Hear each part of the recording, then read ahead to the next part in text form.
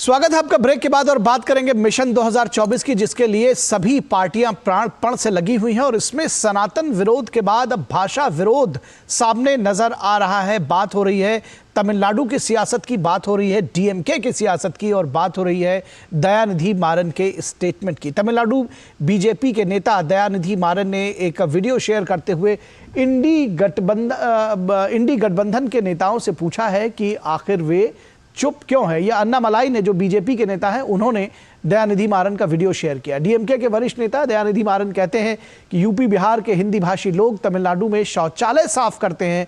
अन्नामलाई इसे डीएमके की सियासत का हिस्सा मानते हैं। लेकिन बड़ा सवाल यह है कि मोहब्बत की दुकान से इसके खिलाफ एक शब्द भी नहीं निकला। सवाल नीतीश कुमार से भी है कि उन्होंने सत्ता मोह में क्यों चुप्पी साध ली। बिहार के उप मुख्यमंत्री तेजस्वी यादव डीएमके को सामाजिक न्याय का पुरोधा मानते हैं, लेकिन डीएमके के नेता के बयान की निंदा भी करते हैं। तो दोनों एक साथ किस तरह की राजनीति है, समझने की जरूरत है। सत्ता समीकरण को सहेजने में लगी इंडी गठबंधन के नेता कभी सनातन को जड़ मूल से खत्म करने की बात करते हैं तो कभी भाषा के आधार पर गाली देते हैं। बीजेपी राहुल गांधी और इंडी गठबंधन के नेताओं पर तुष्टीकरण का आरोप लगाती है। रामचरितमानस के खिलाफ अभद्र टिप्पणी पर खामोशी से सवाल खड़े करती है। मिशन 2024 की सियासत में उलझी गठबंधन की सियासत के सामने एजेंडा साफ नहीं है। नीतीश कुमार सबसे ज्यादा नाराज हैं, लेकिन कहते हैं कि सब कुछ ठीक ठाक है। उत्तर प्रदेश के कांग्रेस नेता प्रमोद कृष्णम कहते हैं कि आखिर अखिलेश की दुकान बंद हो गई है, वे अब इंडिया गठबंधन का हिस्सा नहीं है। उनका दावा है कि सपा हिंदू विरोधी पार्टी है। जानकार मानते हैं कि क्षेत्रीय दलों के बढ़ते दबाव को लेकर गठबंधन में सीट शेयरिंग का मामला काफी उलझ गया है और सीट शेयरिंग ही जो एक बड़ी चीज थी। जाहिर है क्षेत्रीय दल अपने अपने राज्य में ड्राइविंग सीट चाहते हैं और कांग्रेस महज सहयोगी की भूमिका में नहीं रहना चाहती, क्योंकि कांग्रेस भी ड्राइविंग सीट चाहती है और जो सहयोगी दल हैं वो भी। उत्तर से दक्षिण तक, पूर्व से पश्चिम तक एक भारत श्रेष्ठ भारत के बढ़ते प्रभाव में जाति के नाम पर, भाषा के नाम पर तोड़ने की कोशिश भी जारी है, लेकिन जवाब आखिरकार जनता को ही देना है। तो जवाब जनता को देना है और इस पूरे विषय पर जो एक घमासान सा मचा हुआ है उसके विषय में भी बात करेंगे। बिहार के मुख्यमंत्री नीतीश कुमार का कहना है कि आजकल लोग जानबूझकर ऐसा बोलते हैं ताकि उन्हें कुछ लाभ मिले, लेकिन उनकी पार्टी में सब कुछ ठीक है, सब एकजुट हैं। कौन क्या बोलता है हम ध्यान नहीं देने जा रहे हैं, क्योंकि आजकल कुछ अंड बंड बोलता है कि उसको कुछ लाभ मिले, लेकिन छोड़िए ना, किसी को लाभ मिलने वाला है। हमारा पटिया में कोई इधर उधर है, हमारे पार्टी में सब एकजुट है, कोई दिक्कत नहीं। हम लोग सब एक साथ मिलके हम सब काम कर रहे हैं। और बिहार के उप मुख्यमंत्री तेजस्वी यादव ने हिंदी भाषी क्षेत्र के लोगों के बारे में डीएमके सांसद दयानिधि मारन के कथित बयान को लेकर उनकी आलोचना की। उन्होंने कहा कि यूपी और बिहार के लोगों की मांग देश भर में है। उनके दल के अगर कोई भी नेता अगर बिहारियों के बारे में कुछ बोले हैं, बिहार यूपी के लोगों के लिए, तो बहुत निंदा करने वाली बात है। इससे हम लोग सहमत नहीं। बिहार और यूपी के लोगों को, जो मजदूर हैं, पूरे देश में जो है मांग उठती है, लोग डिमांड करते हैं। अगर वो ना जाए तो उनकी जिंदगी जो है ठप हो जाएगी दूसरे राज्यों की। और विवादित बयान को लेकर भाजपा के वरिष्ठ नेता सुशील मोदी ने कहा कि लालू यादव और नीतीश कुमार को चुप्पी तोड़नी चाहिए और इंडी गठबंधन से डीएमके को बाहर करना चाहिए। देखिए, नीतीश कुमार और लालू यादव को चुप्पी तोड़नी चाहिए और इंडी गठबंधन से डीएमके को बाहर निकाल करना चाहिए। ये कोई पहली बार बयान नहीं दिया है।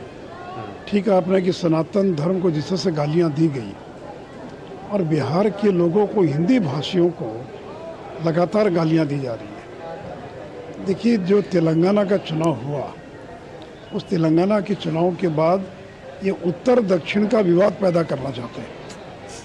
इनको लगता है कर्नाटक में चुनाव जीत गए, केरल में उनकी सरकार है और तेलंगाना में चुनाव जीत गए, तो ये उत्तर दक्षिण का एक भेद पैदा करना चाहते हैं। इसलिए उत्तर भारतीयों को गालियाँ दे रहे हैं और ये जो भी कुछ हो रहा है ये कहीं ना कहीं राहुल गांधी खड़गे साहब के इशारे पर हो रहा है।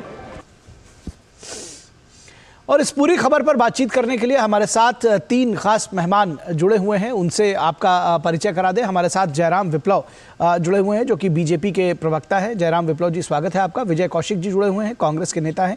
विजय कौशिक जी, बहुत स्वागत है। और विनोद मिश्रा, हमारे सीनियर कंसल्टिंग एडिटर जुड़े हुए हैं। विनोद जी, स्वागत है आपका। और विनोद जी, सबसे पहले आपके पास आएंगे और ये समझने की कोशिश करेंगे कि जब हम देश में एकता की बात करते हैं, अखंडता की बात करते हैं, मिशन 2047 की बात करते हैं, सुशासन दिवस की बात में करते हैं, उसी बीच में बात यह भी होने लगती है कि सनातन का विरोध होने लगता है, भाषा और धर्म जाति के आधार पर बांटने की कोशिशें शुरू हो जाती हैं। किस तरह से राजनीतिक दल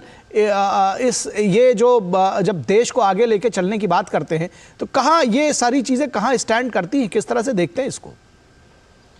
निखिल, सीधे सीधे ये है कि आप इस चीज़ को इसमें समझ सकते हैं कि मिशन 2024 की ये अपनी अपनी सियासत है।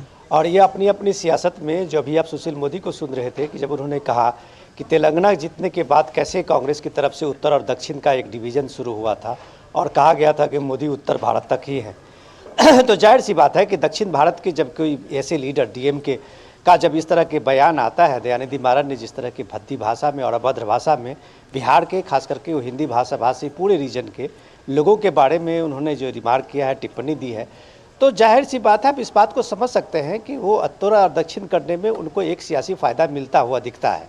और इसमें जो धर्म संकट है वो कांग्रेस के लिए है। इस राजनीति में अगर आप ये देखें, जब भी चाहे वो सनातन की बात करते हुए आए हों या रामचरितमानस के वहाँ पे इतने सारे जनता दल आरजेडी से लेके और पूरे सपा के नेताओं का जिस तरह का अभद्र बयान आपने सुना होगा, लेकिन इन सारे बयान में अगर इंडिया गठबंधन के शीर्ष नेतृत्व में कभी इसकी चर्चा नहीं हुई, कभी इस बात को लेके कोई एक निंदा प्रस्ताव नहीं हुआ, तो आप इस बात को कह सकते हैं कि वो सीधे सीधे सनातन विरोध को लेके और इस भाषा को लेके, इन सब विरोध को लेकर आप मान लेते हैं कि ये टुकड़े टुकड़े में होने वाली चीज़ें इंडी गठबंधन पे दबाव नहीं बनाता है, लेकिन जनता के बीच में जिसके पास स्वाभिमान है, जिसकी अपनी मर्यादा है, जिसको अपना देश और अपने राष्ट्र की चिंता है, उसे पता है कि इस बयान का मतलब क्या है।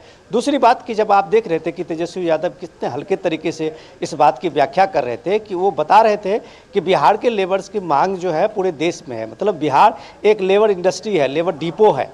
और ये लेबर डिपो किसने बनाया, क्यों बना है, बिहार के लेबर को क्यों जाना पड़ रहा है, बिहार के पढ़े लिखे लोग हों या आप कह सकते हैं कि मजदूर तबके के लोग हों, उनको जाना पड़ता है। कोई ऐसे इच्छा से तमिलनाडु नहीं जा रहे हैं या कर्नाटक जा रहे हैं, जम्मू कश्मीर जा रहे हैं या उत्तराखंड के उस माइनिंग के में जा रहे हैं, वो जा रहे हैं कि उनको वहाँ काम चाहिए, उनको ज़रूरत की गारंटी चाहिए, उनको एक जीवन चलाना है।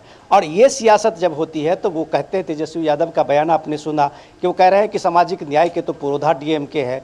मैं इसकी निंदा करता हूं कि उन्होंने बिहारी के और बिहार के लोगों के लिए इस तरह की अभद्र टिप्पणी की है। मैं इन सब चीज़ों से अलग एक बात देखने की कोशिश करता हूं निखिल, कि इन सब चीज़ों में अगर आप देखें तो जिन लोगों को ये पता है कि एक खास वर्ग के लोगों को टारगेट करके, खास रिलीजन को अलग करके, आप ये भी देखिए सीधे सीधे आपके सामने उदाहरण, रामलला की जो मूर्ति का स्थापना 22 तारीख को है, सारे पार्टियों को अभी निमंत्रण पत्र दिया गया है, सारे बड़े बड़े लीडरों को दिया गया है। उसमें आप देखिए कि कांग्रेस की तरफ से जो टॉप लीडर्स हैं, चाहे सोनिया गांधी का हो या खड़गे जी का हो, कोई अभी तक ये कमेंट नहीं आया है कि वो आ रहे हैं या नहीं आ रहे हैं। लेकिन सबसे पहले सीपीएम नेता सीताराम येचुरी हैं, उनके तरफ से कहा गया है कि वो नहीं जा रहे हैं, कम्युनिस्ट के लोग नहीं जा रहे हैं।